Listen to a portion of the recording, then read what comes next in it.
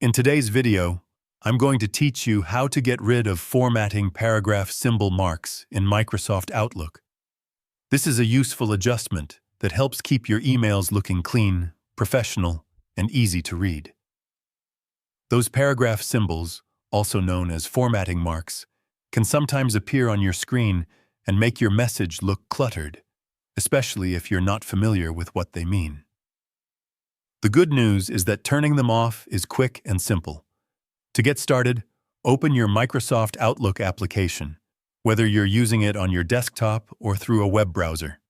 Once it's open, go ahead and sign in to your account so you can access your inbox and all available features.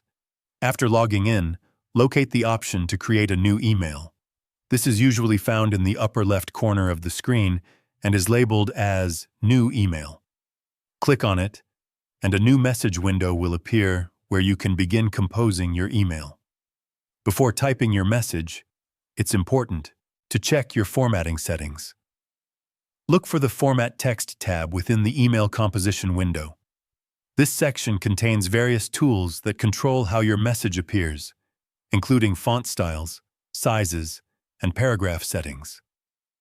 Within this tab, find the paragraph group where the formatting options are displayed. Look for the button that controls the paragraph symbols, often represented by a Pilcrow icon. If this feature is turned on, the symbol will appear highlighted. Simply click on it to turn it off.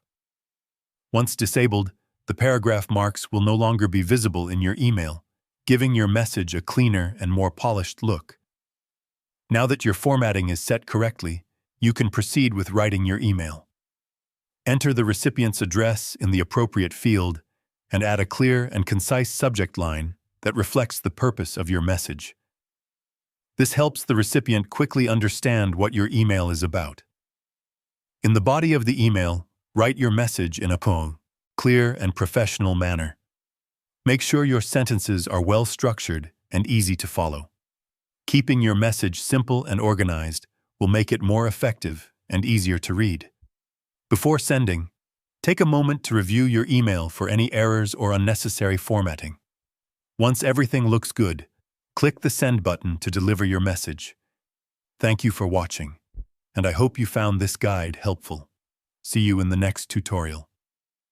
If you found this video helpful, let me know in the comments, give it a like, subscribe to the channel, and don't forget to hit the notification bell.